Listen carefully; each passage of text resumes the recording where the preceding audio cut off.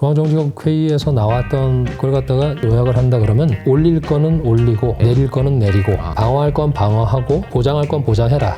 올릴 거는 뭐냐? 내년에 내수 끌어올려야 된다. 재정 적자율 끌어올려야 되고 국채 발행 더 해야 되고 특히 특별국채, 초장기 국채 더 발행을 해야 되고 지방정부 특별 채권 더 끌어올려야 되고 목적은 내수 끌어올리고 민생 끌어올리는 거다. 방점이 작년만 해도 뭐 테크 쪽이었고 맞아요. 금년도에는 확실히 첫 번째가 내수예요. 내릴 거 지준율 내리고 금리 내리고 비용 내리고 그러면 방어할 건 뭐냐?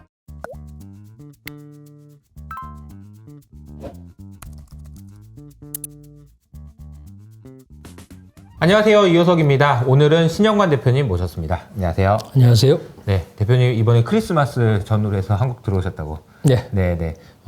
항해에 계시다가 저희 이제 한국에 오셔가지고 오늘도 이제 중국에 대한 이야기를 이제 많이 해보려고 하는데요.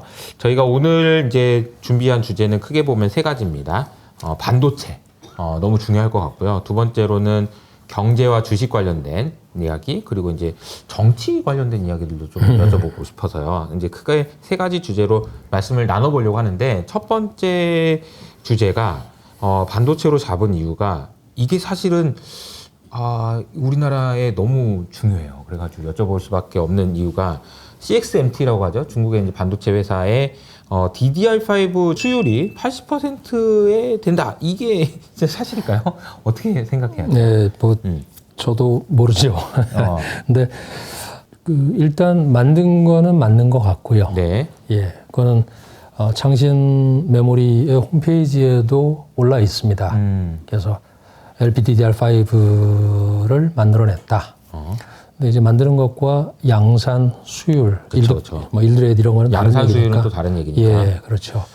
근데 간접적으로 확인이 되고 있는 거는 분명히 있는 것 같고요. 예, 그래서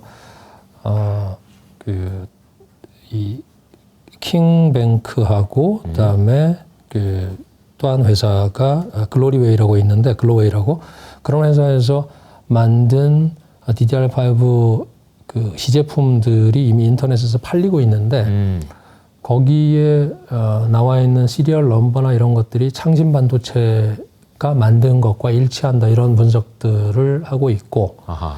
예, 그게 이제 시장에서의 어떤 반응이라 그러면 이미 뭐 팔리고 있으니까요. 그리고 이제 작년 말에도 창신 반도체 쪽에서는 DDR5를 만들었다. 그래서 샤오미라든가 또 트랜션이라고 하는 주한인이라고 하는 휴대폰 아프리카 1위 휴대폰 회사인데 네. 그쪽하고 그리고 파일럿 테스트를 다 거쳤다.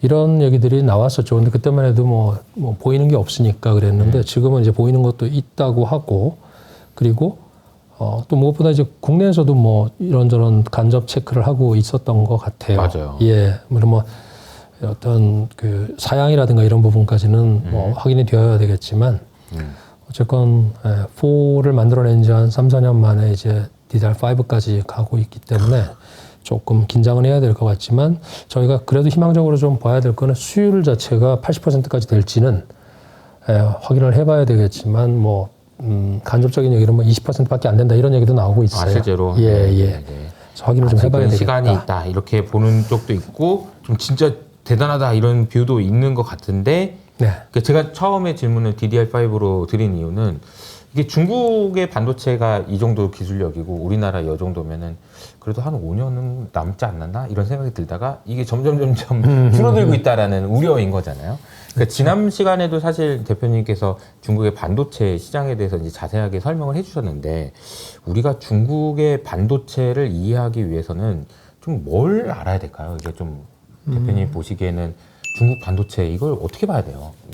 그래서 이제 반도체도 뭐 여러 섹터가 있겠지만 네. 사실 뭐 이 YTMC 같은 경우는 뭐 얼마 전에도 그 낸드 쪽에 3D 낸드 만들었다 그래서 네. 그게 이제 128단이네 뭐 몇 단이네 이렇게 얘기 나오잖아요. 그러니까 그렇죠. 섹터별로 쭉 나눠보면 창신 같은 경우는 이제 DDR5, DDR4 이걸 만들어 메모리 반도체 하는 거고요. 메모리 반도체를 만들어냈고 또 뭐 설계하는 쪽 같은 경우도 화웨이도 도 그렇고 예, 여러 가지 섹터에서 AI 뭐 핀 만드는 데도 칩 만드는 데도 있고 그러니까 전반적으로 쭉 봐야 되는데 우리는 EUV가 없다 요거에만 너무 집중을 했었던 것 같고 그런데 EUV가 없는 상황에서도 레거시 반도체 쪽을 계속 만들어가고 있고 또 지난번에 설명을 드렸었던 것 같은데 DUV 자체는 중국에 지금 기계가 충분히 확보가 되어 있는 상황에서 예, DUV를 가지고 조금 더 EUV 근처까지 가는 뭐 7나노까지 가고 있는 그리고 화웨이에서 얼마 전에 만들었던 거는 7나노를 넘어서는 성능 5나노까지 근접하는 7나노를 만들었다는 게 이제 화웨이 휴대폰에 들어가 있는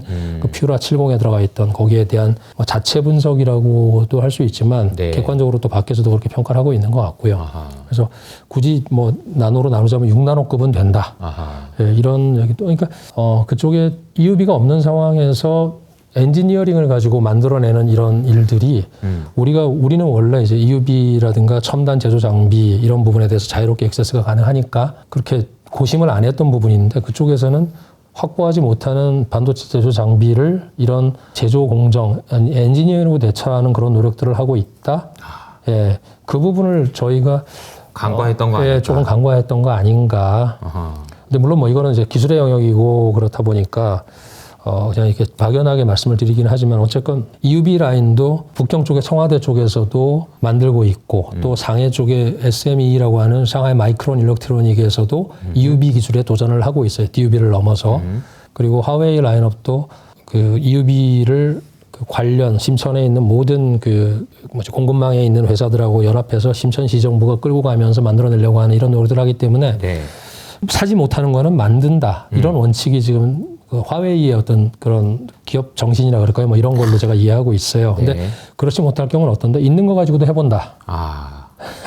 그러니까 주저앉지는 않겠다. 이런 것들이 있기 때문에 조금 우리는 고민 안 해보던 것들이 거기서는 일어나지만 과거에는 조금 어렵다, 무시했다, 이렇다 그러면 지금은 이런 것들이 나오면서 우리를 긴장시키고 있는 상황인 거는 맞는 것 같습니다. 우리가 이제 EUV 그러면은 사실 이제 그 정말 첨단 반도체를 만들기 위해서 EUV가 없으면 절대 안 된다라고 하는 그런 핵심 장비인 네. 거고 이것이 이제 네덜란드의 이제 ASMR에서 만드는데 요 장비가 아마 이제 중국으로 이제 갈 뻔했는데 이제 막혀가지고 그렇죠. 중국에 이 장비가 없어가지고 어떻게 해야 되나 하고 있는데 벌써 그것도 한 2, 3년이 돼버린 거잖아요. 그 동안에 이제 중국에서는 야 저거 없으면 우리 포기해야 되냐? 어떻게 해야 되냐? 또 없어도 해야 되잖아. 그러면서 이제 방법을 계속 찾아냈다는 거죠. 그래서 처음에는 어차피 안 될 거야. 우리도 이거 저거 없으면 우리 못해라고 했던 것들이 오라 막 이런 분위기가 지금 연출되고 있는 건데 맞습니다. 사실 이제 그런 환경이 되기 위해서는 첫 번째로는 중국에 있는 엔지니어들이 포기하지 않아야겠죠. 그런데 또 한 가지 중요한 건 돈 아니겠습니까? 네. 그러니까 이 돈이라는 것이 이제 우리 서구에 있는 우리나라에 있는 삼성전자, 하이닉스 마찬가지고요. 그러니까 번 돈으로 투자하고 어떻게든 빌려서 하고 뭐 이런 건데 중국은 좀 다른 양식인 것 같아요. 그렇죠. 네. 말씀하신 대로 그 반도체 펀드라고 하는 게 지난 10년 동안 3번 나왔죠. 그래서 2014년, 17년 그리고 이제 마지막은 금년에 있었는데 네. 그 규모가 뭐 상상을 초월하죠. 이게 다 합쳐가지고서 120조 원이 넘고 120조 원. 한국 돈으로 금년에 나온 게 63조 원. 그러니까 3차 펀드가 그런데 1차, 2차는 사실 중국 입장에서 실패를 했었어요. 그러니까 절반은 실패를 했을 텐데 네네. 그때 이제 지금은 사라진 기업이지만 청산이 됐지만 칭화윤이라고 하는 거의 뭐 그 사기 반사기였고 청와대 출신의 엔지니어가 뭐 이런 말 한번 하지만 좀 말아먹은 네. 예 그러면서 1차 반도체 기금과 2차 반도체 기금의 일부를 이제 다 흡수를 해버렸죠. 그리고 뭐 일부는 또 지금 우리가 이제 얘기하고 있는 CXMT에도 들어갔고 CXMT가 아마 2016년인가 생긴 회사인데 그래서 1차 반도체 기금, 2차 반도체 기금 일부씩은 다 받았을 겁니다. 근데 금년에 나온 그 3차 반도체 기금 자체가 이제 63조 규모인데 이게 우리가 이제 미국의 반도체법이 그 보조금 주고 하는 게 한 500억 달러 정도 되잖아요. 500억 달러. 예, 뭡니까 5년 동안 나눠서 주고 하는 게 네. 얼마 전에 삼성전자도 받게 됐죠. 예, 그렇지만 이제 중국은 이런 60조 원이 넘는 돈을 반도체에 이 업스트림, 다운스트림까지 쭉 해서 지금은 장비 쪽에 많이 들어가고 있는 것 같아요. 네네.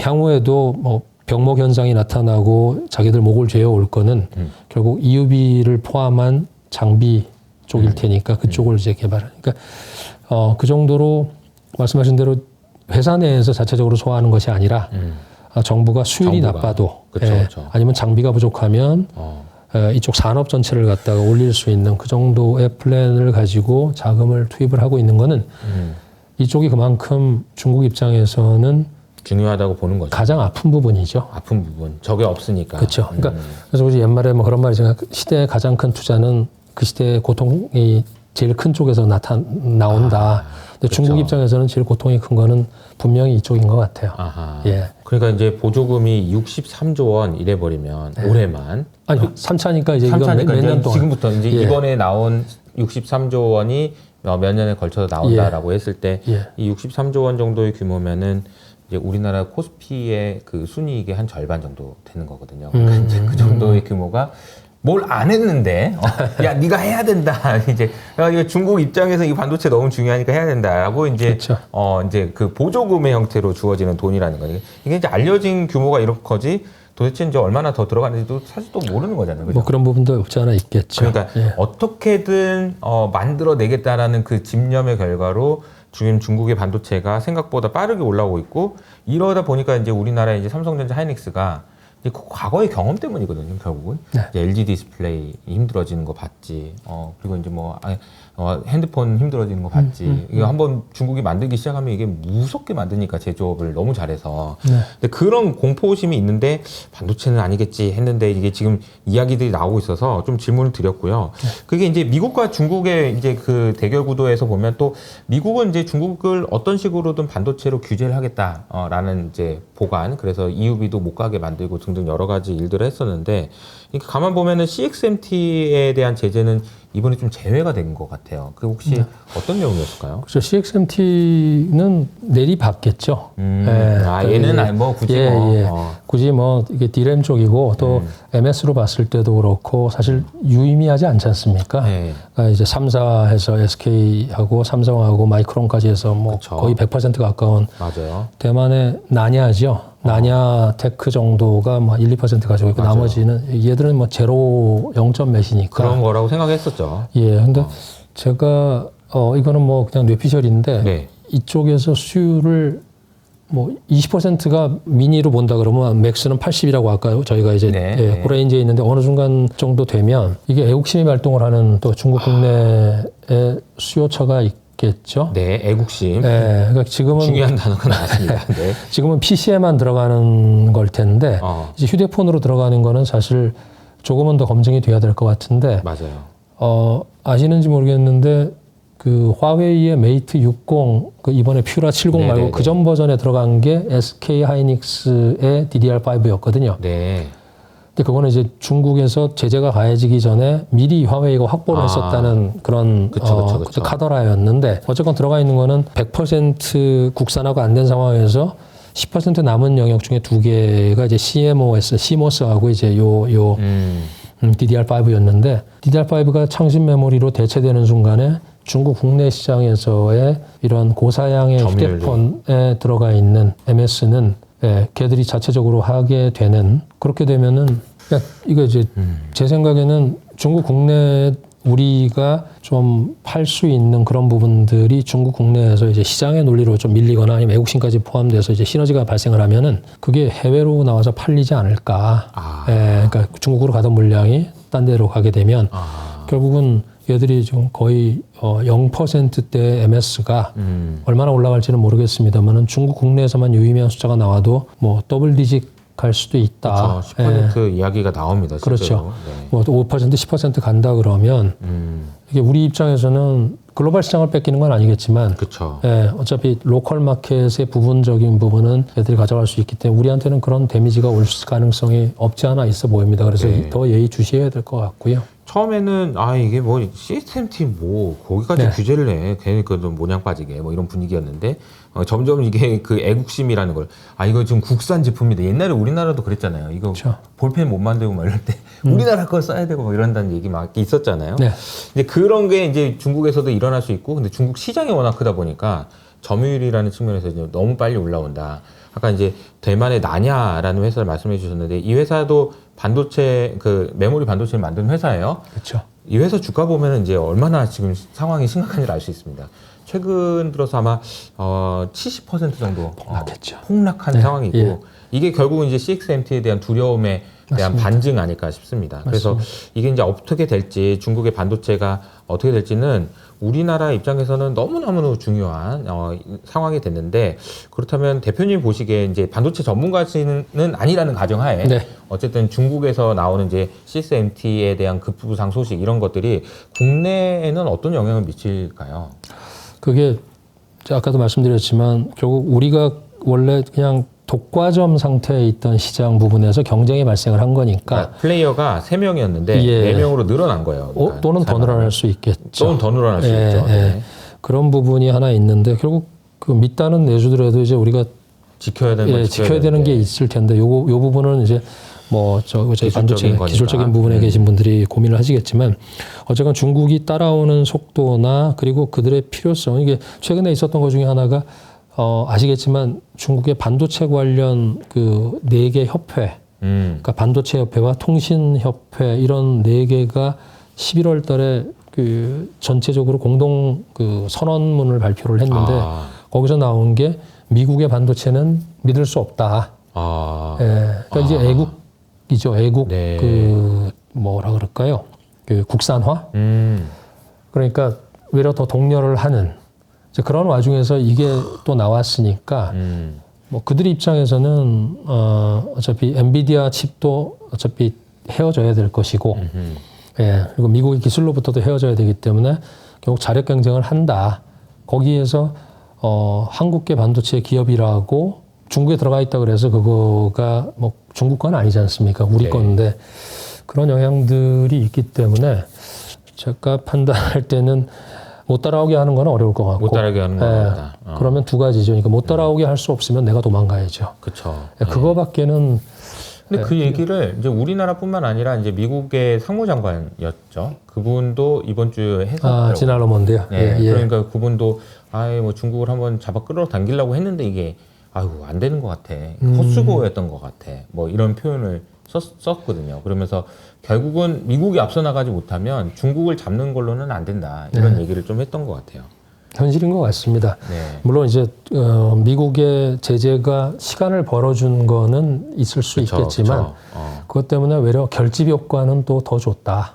예, 중국 국내적으로 또 그쪽의 협회가 사실은 거기는 관이잖아요. 예, 관을 그러니까 직접적으로 뭐 개입을 했겠죠 하고 협회도 그렇고 산업도 그렇고 그런 것들이 좀 작용을 한 결과들이 최근에 한두 개씩 나오고 있는 것. 예. 좀 더 관심 있게 봐야 된다. 네, 예. 알겠습니다. 아마 이제 애국심이라는 이야기를 또 막 하게 될 것 같은데 뭐 워낙 중국하고 미국의 그 첨예한 갈등이 있다 보니까 그런 게 아닌가라는 생각이 듭니다. 중국은 일단 9월 달에 저희 대표님 처음 나왔을 때부터 시작해서 공을 쐈어요. 네. 근데 우리 이제 부양책으로 가고 돌아올 수 없는 길을 건넌 거라고 저는 생각하는데요. 네. 그 이후로도 이제 여러 가지 정책 회의들이 있고 통화 정책도 있고 여러 가지 있었는데 최근에 있었던 12월 회의에서 좀 대표님이 좀 주목하셔서 보셨던 게 좀 있을까요? 네.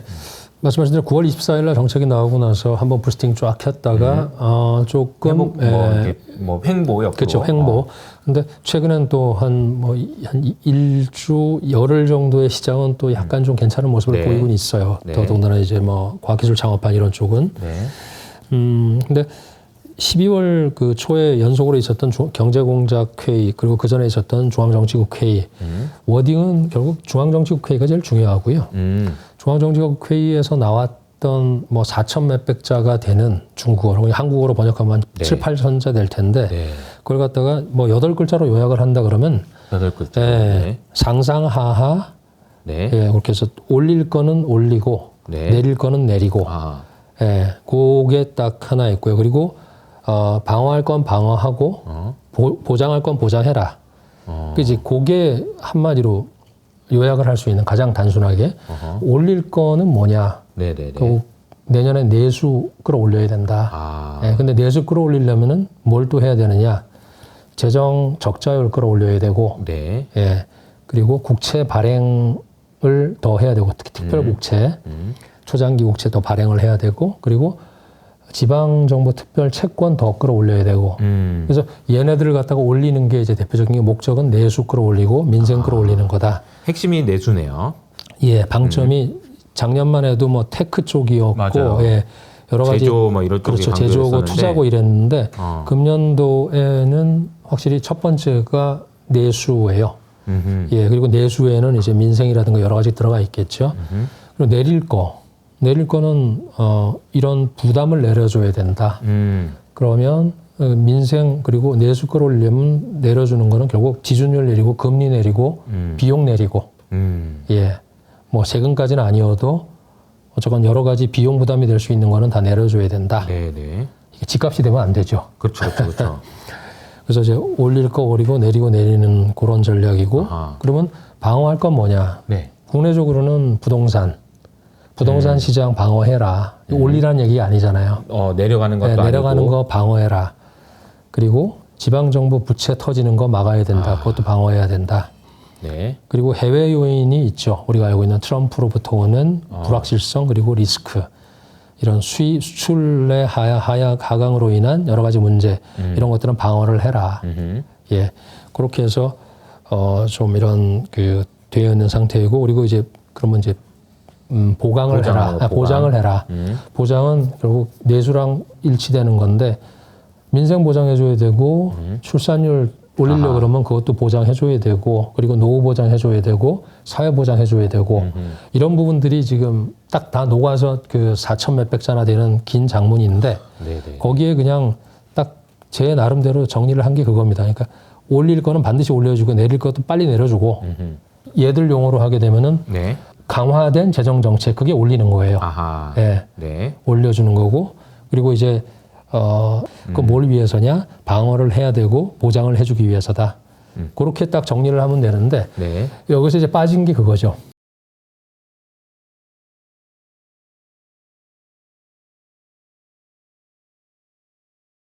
이제 문과생으로 보면 딱 이게 그냥 이해가 돼요. 근데 그렇죠, 그렇죠. 이과에서 보면 숫자는 숫자가 없잖아요. 그러니까 몇 퍼센트를 내려주고 그렇죠. 그게 이제 없어요. 디테일이 중요한데. 네.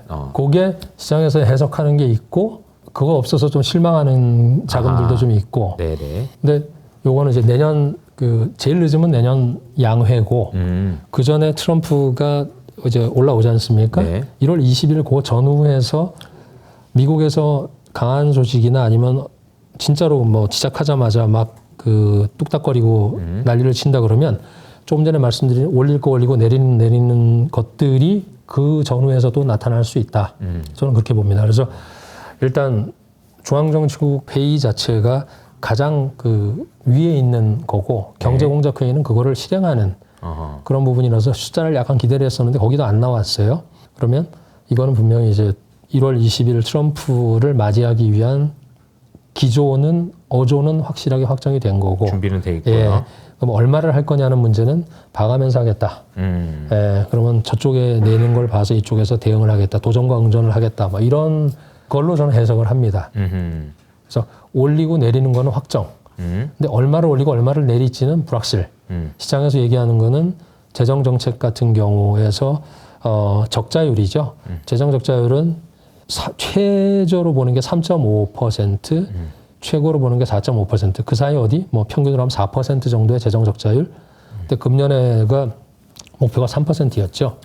예, 그러니까 이제 1% 이상 목표를 올려게 되면은 시장 상황에 따라서 4%에서도 플러스 마이너스가 있을 수 있다. 이렇게 해석을 하는 게 맞을 것 같고요.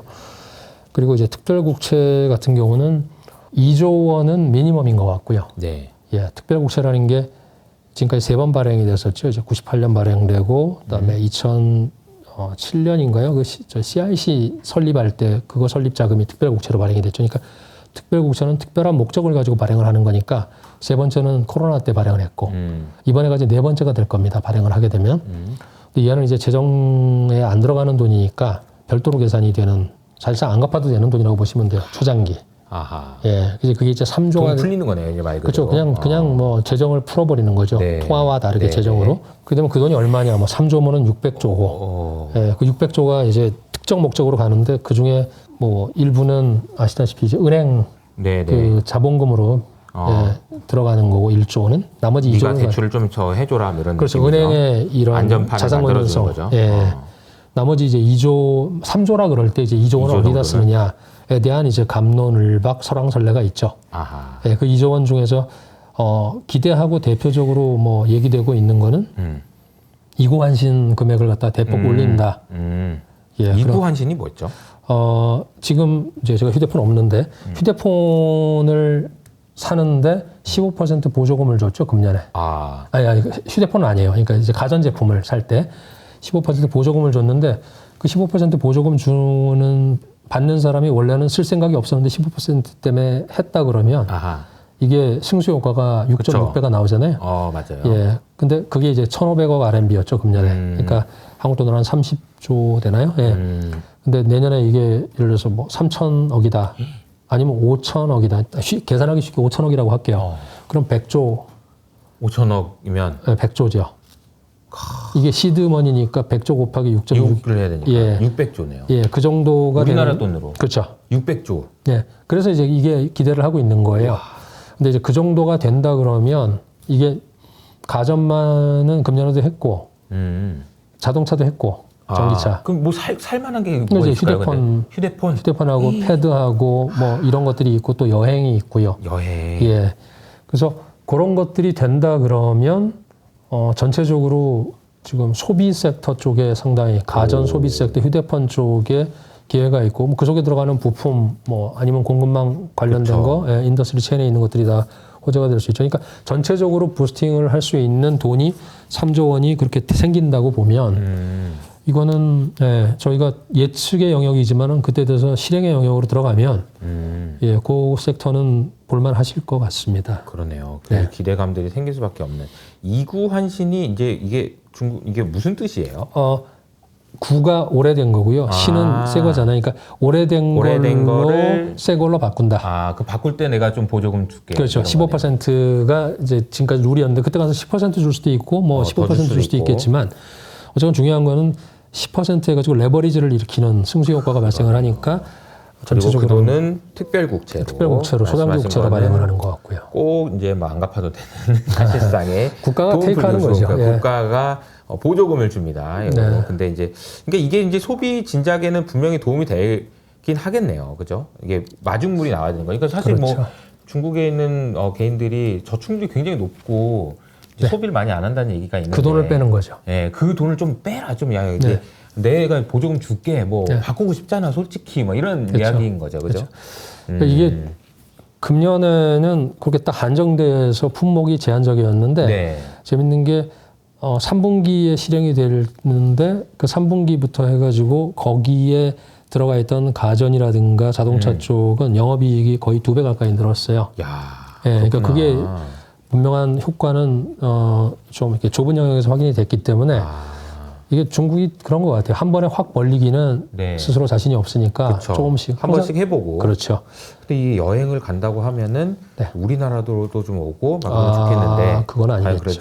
어떻게 될지. 국내 요인이니까 국내에 있을 때 주겠죠. 그렇죠. 그러니까 진짜로 여행이 되면은 여행이 또 가져오는 또 레버리지가 크잖아요. 맞아요. 가게 되면은 뭐 사기도 하고 먹기도 하고 투숙도 하고 그렇기 때문에 전체적으로 소비 섹터가 최근에 뭐 일본 여행도 막 가고 이러는데 뭐 항공사들 이런 여행사들 보니까 뭐 일본 쪽은 많이 근데 우리나라는 지금 뭐 좀 국내적인 요인 때문에 그런 게 없으니까 좀 안타깝긴 합니다. 그리고 아마 뭐 나머지 돈이 또 한 1조 내지 1조 5천억이 남아 있잖아요. 그렇죠. 그 돈은 이제 이들이 얘기하는 주요 산업 쪽에 특화돼 가지고 이게 이제 지방정부 특별국채랑 오버랩되는 부분이 있을 텐데요.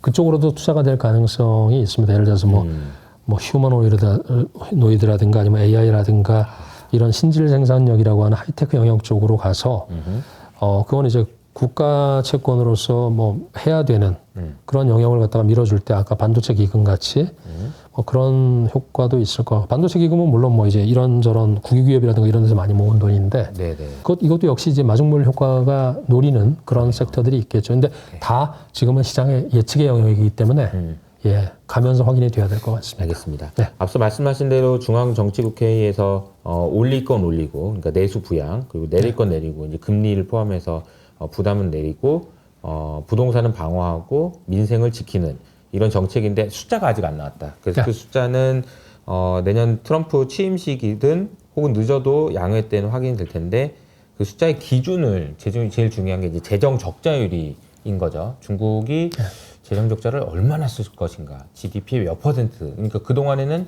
3%는 절대 넘어서는 안 되는 막 금기의 영역이었는데 요거를 넘어서는 거는 확실한 분위기로 지금 가고 있고 확실한 것 그래서 같아요. 이제 많게는 4.5까지 지금 보고 있는 상황인 것 같습니다. 사실 근데 그렇게 하더라도 중국이 막 어마어마하게 무리를 하는 거냐 그러면은 또 그렇게 보긴 좀 어려운 게 미국은 막 6%, 7% 이래요. 그렇죠. 지금 네. 그 GDP 성장률 어마어마한데 그 와중에 또 6%, 7%를 재정 적자로 지금 쓰면서 지금 미국도 만만치 않게 지금 도전하고 있는 상황이라서 중국이 어떤 식으로 이제 정책적인 대응을 할지 이런 부분들이 계속 관심을 갖고 지켜봐야 될 것 같다는 생각이 듭니다. 저희 이제 그 12월 회의가 끝나고 나서 이제 많은 이제 그 이야기들이 결국은 경기가 살아날 수 있을까 이 부분이잖아요. 말씀하신 대로 내수 부양에 포커스를 맞추고 이구환신 정책을 엄청난 규모로 하고 이렇게 되면 분명 효과는 있을 것 같은데 경기에 대한 기대감을 우리가 이제 어디까지 가져야 수 있을 것인지 이게 좀 궁금하긴 합니다. 네. 그래서 제가 뭐 볼 때는 내년도 그러니까 중국이 조금 이제 변화하는 과정에 있고 과도기에 있는데 네.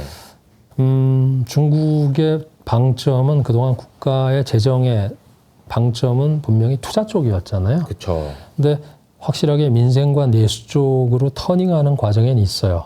완전히 그쪽으로 갔다고 보기는 어렵지만 근데 그 투자 쪽도 안 하겠다는 얘기는 안 하겠다는 건 그죠? 아니죠. 그러니까 아까 말씀드린 우선순위가 좀 바뀐 거죠. 그렇죠. 국채를 발행을 했을 때도 그 중에 일부는 또 투자 영역으로 들어가니까 물론 뭐 어떤 산업으로 들어가든 그리고 지방 정부에서는 또 나름대로 인프라라든가 또 지방 정부가 필요한 산업 정책들이 있기 때문에 그거는 또 별도의 지방 정부 채권이나 아니면 특별 채권을 발행을 해서 또 가겠죠.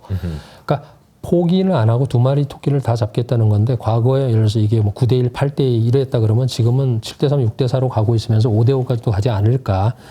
그렇게 되면 결국 민생이라는 거는 제가 볼 때는 내수는 GDP로 가는 게 중국식 계산법으로 보면 GDP만 중시하던 시절이 투자의 시대라 그러면 이젠 저는 내년에는 많은 사람들이 이제 물가를 볼 거라고 봐요. 예, 그러니까 작년까지만 해도 CPI가 0.2였고 지난 맞아요. 2016년 이후에 얘들 그 중국의 CPI의 목표 관리는 3%였어요. CPI가. 근데 지난 8년 동안에 3% 근처도 갔던 적이 없어요. 너무 낮았죠. 물가가 너무 낮았죠. 그게 이제 디플레이션 파이팅을 하고 있고 그렇죠. 예, 그런 상황이라서 이게 물가에 포커스한 재정과 거시경제 정책을 쓴다 그러면 저희가 내년에 볼 때는 숫자로 볼 때도 GDP 5% 이게 우리가 중국을 볼 때 대부분 가지고 있던 생각이었잖아요. 근데 이제는 저희가 물가를 0.0%에서 1% 근처로 가느냐, 심지어 2% 가까이 갈 수 있느냐. 그렇게 되는 순간에는 GDP보다 더 중요한 게 어찌 보면 이제 물가를 봐야 된다. 예, 소비자 물가를 봐야 되고 그러면 이게 재정 정책도 경제 정책도 다 그쪽에 포커스가 맞춰져서 내수, 민생 이런 쪽이 더 강화가 될 거다. 저는 그렇게 판단을 하고 있어요. 네. 사실 저희가 투자의 관점에서 중요하게 생각하고 이제 저희 구독자분들에게 말씀드리는 게 이제 일단 돈이 풀리면은 제일 빨리 올라가는 애들이 먼저 올라가고 제일 늦게 올라가는 애들이 있다. 그래서 이제 투자를 할 때 좋은 방법은 제일 먼저 올라가는 애를 먼저 사놓고 제일 늦게 올라가는 애까지 올라가면 그때는 얘를 팔자. 이런 이제 아이디어를 이제 생각을 하면서 그럼 제일 늦게 올라가는 게 뭘까? 제 생각에는 중국의 물가인 것 같다. 이렇게 이제 말씀을 드렸거든요. 네. 그게 되게 심플하지만 강력한 로직이에요. 이거 지금 올라가고 있는 애들 있잖아요. 막 비트코인하고 AI 버블한 거 이거 이제 들고 있는데 요거 올라갈 때까지는 어차피 중국이 계속 정책을 쓸 거니까 그렇게 해보자라고 생각을 했는데 물가가 지금 아직 막 1%가 안 되고 막 이래요. 중국이 요거 2%까지 가면 팔아보는 것도 좋은 방법 아닐까. 중국의 가격이 세 가지가 있다 그러거든요. 네네네. 그게 이제 고가, 반가 그리고 이제 상가라 그래서 중국식 표현입니다. 고가는 이제 거기서는 이걸 고표라고 하는 게 주식이기 때문에 주식이 있고 그다음에 이제 반값은 아시겠지만 반가니까 예, 집값이고 예. 네. 장가라는 거는 PPI예요. 예. 이게 선행 지표라고 보면 이제 물가는 말씀하신 대로 물가는 제일 뒤죠. 맞아요. 예, 그러니까 맞아요. 먼저 확인할 거는 지금 현재 디플레이션을 하면서 제일 우려를 하고 있는 PPI 이 생산자 물가. 그러니까 이게 상가죠, 상가. 그렇죠. 예. 근데 집값은 4년 동안 지금 빠지고 있고. 그렇죠. 예. 멈춰야 되는데 아직까지도 조금 불안하고. 예. 하지만 거래되는 양은 조금씩 올라오고 있으니까 그 쌓인 물건이 해소되면 재고 떨이 하는 거니까 조금은 이제 내년에는 봐야 되는데 아마 내년 상반기까지도 크게 변화는 없을 것 같아요. 지켜봐야 되고. 그리고 이제 주가는 이게 제일 빨리 반응을 하겠죠. 예. 그리고 그거와 연동된 게 이제 생산자 물가가 될 거고. 예. 생산자 물가, 예. 소비자 물가. 예, 예. 중국의 물가를 의외로 좀 봐야 될 것 같다라는 생각도 하게 되는 것 같습니다. 네. 네. 자, 이제 그 주제를 바꿔서 이제 앞으로 일정, 12월 일정 정리했으니까 내년 이제 3월 달에도 좀 중국에서는 중요한 일정이 있어요. 그래서 3월 이야기를 하기 전에 1월 달에 앞서 말씀하신 대로 이제 트럼프 정부의 취임식이 있는데 트럼프의 취임을 앞두고 중국 뭐 시진핑 포함해가지고 어떤 그 대비를 마음의 준비를 좀 하고 있는 것 같은데 어때요? 좀 예. 예, 뭐 제가 그런 정보에 접근할 수 있는 사람은 아닌데 네. 하지만 처음에 트럼프가 됐을 때하고 지금 한 얼마 전에 한 두 달, 한 달 반? 넘었죠? 네. 네. 한 달 좀 넘었죠. 그 기간 동안의 반응은 차분해진 건 있다. 아, 차분하다. 네, 네. 차분해진 거 있고 계산기 좀 두드려 보니까 해볼만 할 것 같다. 이런 얘기는 좀 나와요.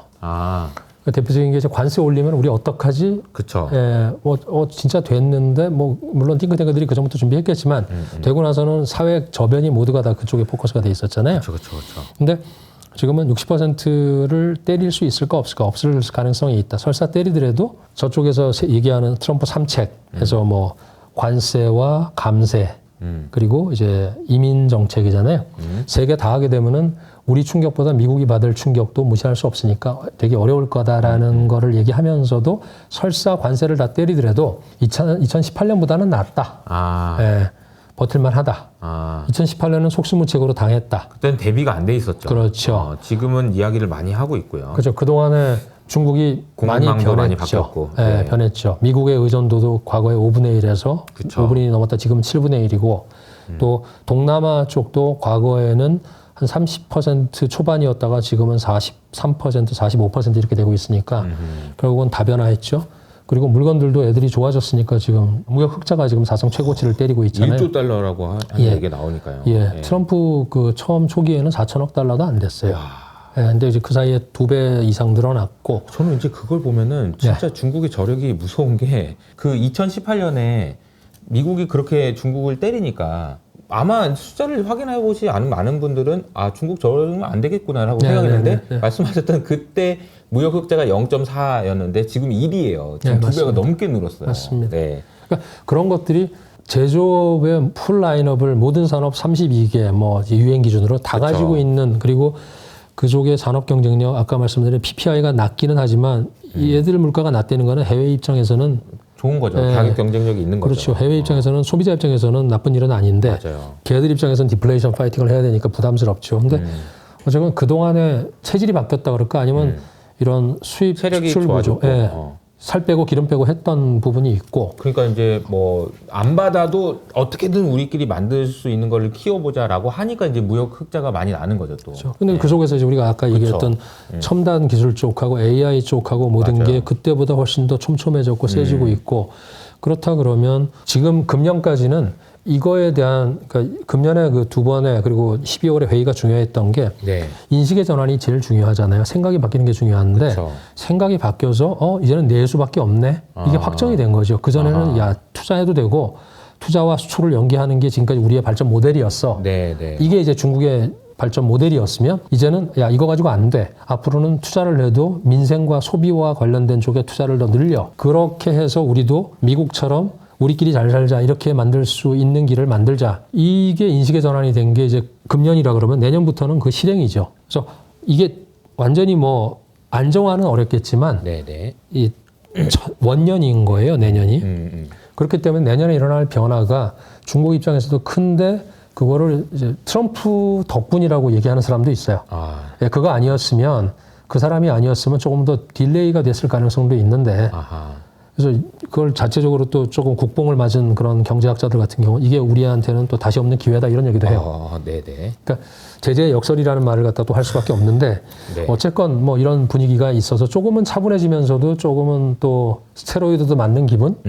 근데 그게 구체적인 플랜들이 나오고 있기 때문에 그렇게 폄하할 거는 아니고 좀 잘 분석하고 지켜봐야 되겠다 이런 생각을 합니다. 네.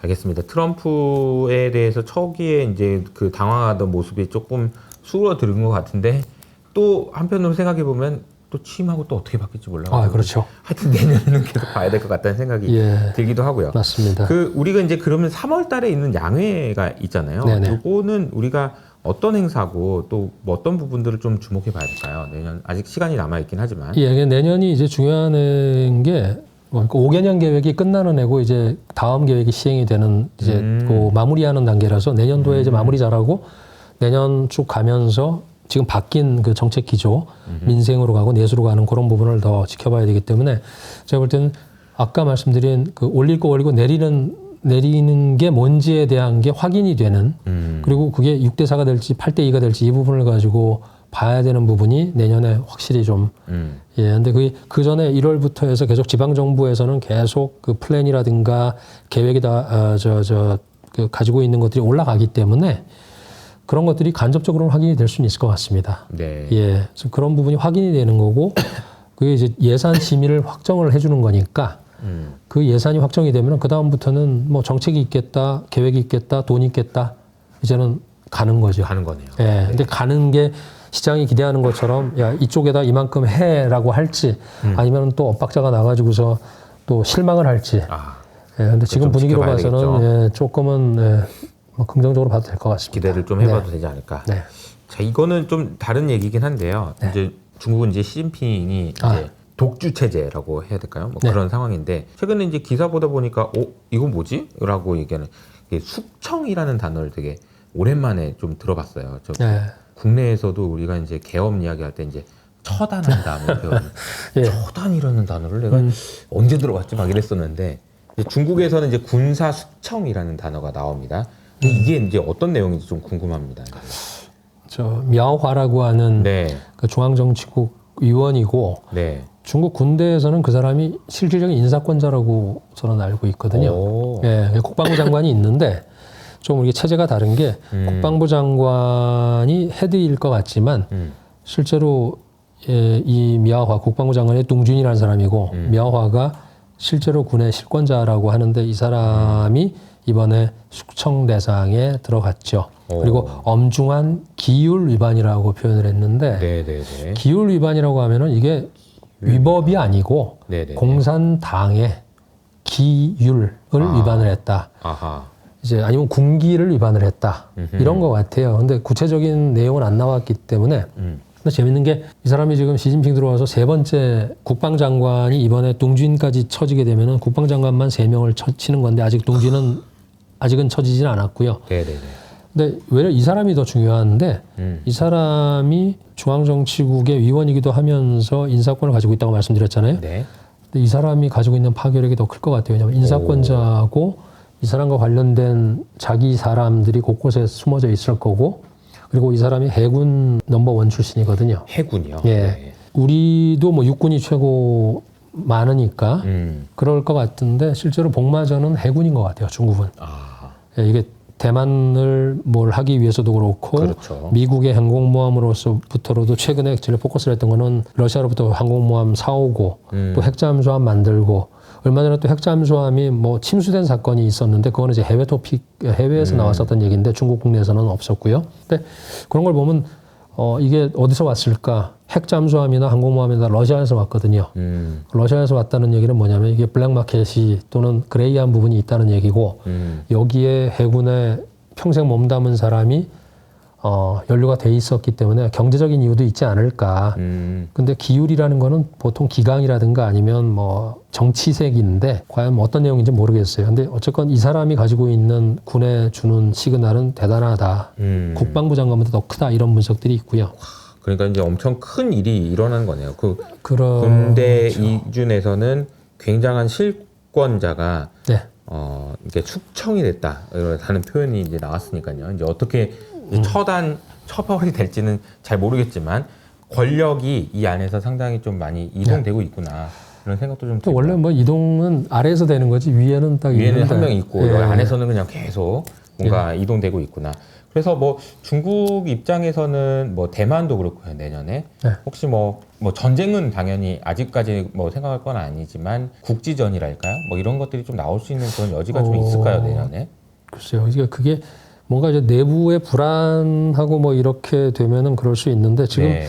제가 볼 때는 중국 내부적인 결속은 결국 경기 민생 이쪽으로 포커스가 돼 있어서 네, 네. 굳이 그런 그런 좌충수를 그렇죠. 이제 왜냐하면 지금까지 닦고 조이고 기름 쳐놨는데 갑자기 어디서 뭔가 그런 군사적인 이런 것들이 발생을 하게 되면 이게 힘들어지잖아요. 우리도 그렇죠, 지금 그렇죠, 뭐 그렇죠. 그런 상황을 겪고 있는 거 아닙니까? 맞아요. 열심히 준비하고 트럼프와 시진핑과 또는 이런 불확실한 상황에서 열심히 하려고 했던 기업들도 지금 힘들어지고 있는 상황이고 맞아요. 저는 그런 가능성보다는 트럼프의 불확실한 부분들이 막 여기저기서 터지는 게 외려 더 두려운 상황인 것 같고 그래서 아마 이런 그 좀 전에 말씀하셨던 축청이나 이런 부분들은 결국 이 시스템이나 이 체제에서는 피할 수 없는 그런 부분인 것 같아요. 왜냐하면 거기서도 제일 그 그레이한 조직이 군부이기 때문에 그쪽에서 일어나고 있는 일이 뭐 전체적으로 다 있을 수는 있겠지만 군만큼 심각하지는 않을 것 같고 사회적으로 지금까지도 제가 듣기로 저는 뭐 역사책에서 본 거지만 그 17년 동안 그 옛날엔 병부상서라 그랬잖아요. 국방부 장관을. 네. 예. 그 17년 동안 17명의 병부상서를 교체했던 왕이 있었어요. 명나라의 그 사종이라고 그 생각사자 쓰는데 그거에 빗대서 시진핑한테도 지금 그렇게 얘기를 하더라고요. 벌써 3명이나 교체를 하려고 하느냐. 근데 이제 그 전에 뭐 쉬차이허우라든가 구어보숑이라든가 이런 이제 국방부 장관들이 있었는데 이런 사람들은 진짜로 비리가 엄청났던 사람이고 이번에 뭐 국방부 장관은 동지는 그런 건 아닌 거라고 하고 근데 여긴 괜찮은데 이쪽에서 터진 거 보면은 역시 이제 이쪽 군부에서 시스템적으로 제도적으로 여러 가지 비리는 가출, 그거나 러시아하고의 관계도 있고 그러니까 그런 부분은 뭐 굉장히 많이 있는 것 같아요. 그렇기 때문에 군부의 수청과 또 지방정부의 고위 관료들 그리고 금융 쪽에도 되게 많아요. 네. 금융 쪽이 더 사실 다음에 기회가 되면 말씀드리고 싶은데 되게 재밌는 일이 많아요. 아 그렇군요. 네. 네. 그러니까 이제 그런 걸 보면 이게 그쪽 시스템에서는 어쩔 수 없는 우리도 경제사범이 있듯이 네. 그런 거기 때문에 너무 뭐 이렇게 포커스할 건 아닌 것 같고요. 그러네요. 예. 단어가 이제 막 수청이라는 단어가 나와가지고 뭐야 이랬는데 사실 어떻게 보면은 이제 중국 내에서는 그렇게까지 어떻게 보면 우리나라에 있는 일이 중국에서 더 관심이 많죠. 그렇죠. 탄핵이나 그렇죠. 계엄이나 뭐 이런 게 좀 맞습니다. 안타까운 일인 것 같습니다. 네. 자 끝으로 저기 대표님 오랜만에 나와주셨는데 내년도에 중국 경제나 뭐 전반적으로 좀 어떤 관점으로 보고 계신지 정리 한번 해주시고 마무리. 좀 브라우드한 말씀이긴 한데 네. 내년도에 쓰일 정책과 갈 돈 이런 부분들이 이제 확정이 되면 그 방향을 따라가는 게 맞다고 저는 생각을 합니다. 네네. 그래서 두 가지죠. 하나는 중앙정부에서 뿌리는 돈이 있고 지방정부가 뿌리는 돈이 있는데 이번에 지방정부가 뿌리는 돈에 대표적으로 우리가 알고 있는 게 이제 12조 원의 이제 10조 원이라고 표현하게요. 10조 원의 지방정부 부채 해소 정책 그게 나왔었고 근데 그거는 뭐 빚 갚는 거니까 그것도 이구환신이죠. 새 걸 가지고 큰 거 갚아버리고 좀 이제 부채 탕감하는 거니까 근데 그거는 그렇고 근데 이제 걔가 그런 부담 덜면서 쓸 수 있는 돈과 추가로 발행한 지방정부 특별 채권 이 부분이 한 4조 5천억 정도 4조 5천억 RMB 한 900조 되겠죠. 그 돈들이 어디로 갈 거냐가 산업정책하고 맞물려 있을 것 같아요. 그러면 그 돈이 어디로 갈까에 대한 건데 최근에 한 지난주인가 나왔는데 지방정부 발행하는 채권 그 전항채라고 걔들은 표현하는데 전항채. 네, 전항채 항목이 정해져 있는 딱 그냥 전문적으로 쓸 수 있게끔 된 특수목적 채권이죠. 근데 걔의 특수목적 채권의 권리를 지방정부에 내려주는 게 나왔고요. 원래는 중앙정부에 올라와야 하기 때문에 프로젝트 지금 준비했는데 1년 뒤에 2년 뒤에 승인이 날 수도 있었던 게 이제는 빨라질 것 같아요. 근데 거기서 또 부패가 있을 수도 있기 때문에 관리는 또 엄청나게 한다고 하는데 어쨌건 전항채, 특수목적 채권이 지향하는 바가 부동산은 아닙니다. 그리고 SOC 인프라는 일부 있겠지만 그것도 주력은 아니고요. 그러니까 각 성별로 아까 우리 그 창신 반도체 걔도 안휘성의 허페이라는 그 성도 우리는 네. 도청 소재지에서 키운 애가 창신 반도체거든요. 국가 자금도 들어가 있지만 그런 것들이 이제 AI 영역에도 있을 수 있고 또 뭐 에너지, 친환경 에너지 쪽에 있을 수 있고 이런 쪽에 들어가는 것도 요즘 많이 들어보셨겠지만 저공 경제라고 해서 왜 하늘에 날아다니는 드론. 네네. 근데 드론뿐이 아니라 이게 안전과 물류와 통신과 이동과 여행과 다 관련돼 있거든요. 그런 저공 경제가 지금 예를 들어서 대표적인 그 광동 이런 쪽에서는 그쪽으로 풀 배팅을 할 겁니다. 아, 그러니까 그 특수목적 채권이 이제는 미래를 향해서 써라. 이제 과거는 그 부채 탕감하는 걸로 좀 단절을 어느 정도 했으니까 그거하고 이제 민생과 미래 두 개로 놓고 보면 내년도에 포커스할 부분은 그런 부분이고요. 그 중에 이제 우리가 알고 있는 뭐 상당히 뭐 섹시한 섹터들이 다 있죠. 뭐 AI가 됐건 아니면 그 휴머노이드가 됐건 조금 전에 말씀드린 저공 경제가 됐건 아니면 데이터 이코노미가 됐건 다 그런 쪽으로 이제 지금 뭐 공무원들의 KPI도 옛날처럼 GDP 얼마 올려라 이게 아니라 미래를 향해서 얼마나 투자하는지 이런 지표들이 다 들어가 있기 때문에 그런 부분을 좀 더 눈여겨보시는 게 내년부터는 조금 달라지는 모습이 아닐까 싶습니다. 보통 일반적으로 기업이 적자를 보다가 흑자를 보기 시작할 때 관심을 가져야 되는 것처럼 중국도 지금 지방 정부가 가지고 있는 부채가 10조 위안이 됐는데 요거 일단 이렇게 하고 다시 돈 뿌려주기 시작하는 그런 상황이 된다라고 하면은 생각보다 효과가 있을 수 있겠다라는 생각도 듣다 보니까 좀 드는 것 같습니다. 네. 단 하나가 이제 지금 기대하고 있는 좀 낙관적으로 기대치와, 보는 게 이게 이제 낙차가 발생을 하게 되면 그렇죠. 조금 또 흔들릴 수는 있죠. 네. 근데 큰 기조가 안 흔들린다 그러면 그 방향으로 가는 거죠. 예, 그것도 기회가 될 수도 있겠다 싶습니다. 알겠습니다. 자, 그러면 오늘은 신영관 대표님과 함께 했고요. 저희는 다음 시간에 또 인사드리도록 하겠습니다. 감사합니다. 감사합니다.